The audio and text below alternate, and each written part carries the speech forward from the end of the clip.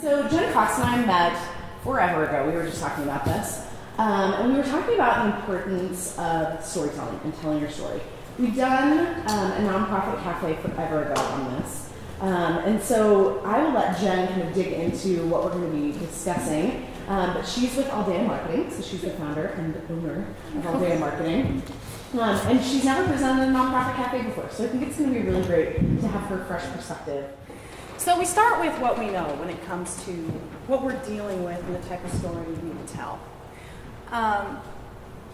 First one, storytelling is hard, period. I bow down to those who are great writers, great storytellers, because I am not a copywriter. So I look for ways to maybe simplify it by coming up with processes. So hands down, storytelling's hard. It's hard for everybody, and that's hard to read. What it says is we live in a media-heavy world, and so when I say that, I mean with technology, in the last 5 to 10 years, things are coming at us faster than we can take in what's going on, right? You get a text message, somebody updated their Facebook post, your inbox is overflowing, and then you've got your work that you're trying to get done. So we're fighting to break through, but there's so much coming at us, right? Some of us who are great storytellers, you get in front of the right audience, and you can make sense to them, right? Because you're breaking through the noise in a way they want to hear, which we'll get into. Understand the characters. Storytelling has 2 roles. The first one is the listener, right? This is the person you're talking to. If they are not listening, there's no point in telling your story. Point blank. So they are just as important as you are. Engage them and keep them engaged. And maybe it's community, maybe there's an awareness piece coming out in the Chronicle, but engage them. Think about what resonates with them. This is true for donors, one-on-one. This is true for clients. You all have services you offer. The people you offer to are your clients. Time to figure out what they need to hear. And of course, the storyteller, all of you. Set some parameters for your storytelling. Connect emotionally, as I just mentioned. Know who you're talking to. Is it the community? Is it one-on-one? Is it your client? And what's the purpose of your story? What do you need them to do? Is it just to make sure that people know that you're around, or do you need to take action? Worksheet is just a series of questions to get you thinking. You may not have any idea what the answers are to these questions, and that's okay. It's just to get thinking about it. And when you're thinking about the answers, think about the majority.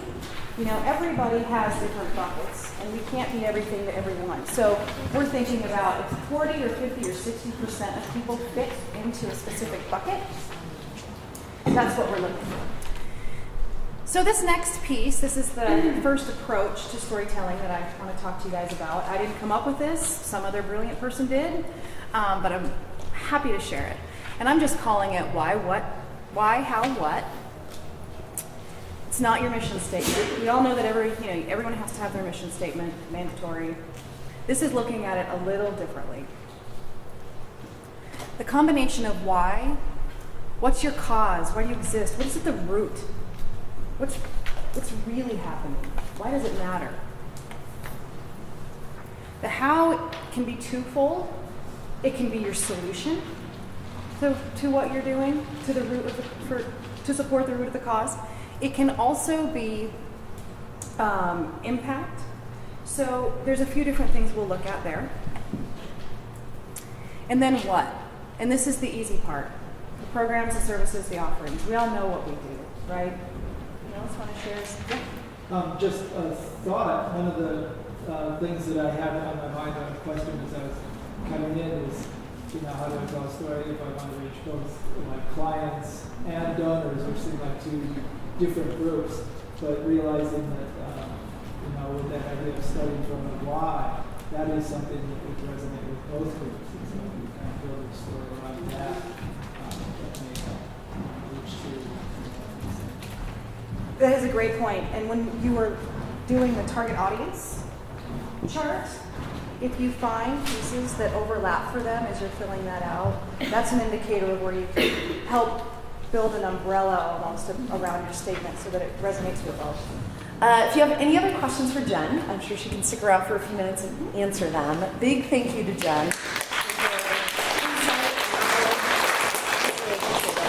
Thanks for having me, and thanks for obliging me in all these little... You have one more worksheet? I do, and I'm going to go ahead and we'll just start passing these around. And this is really these are the 5 steps we were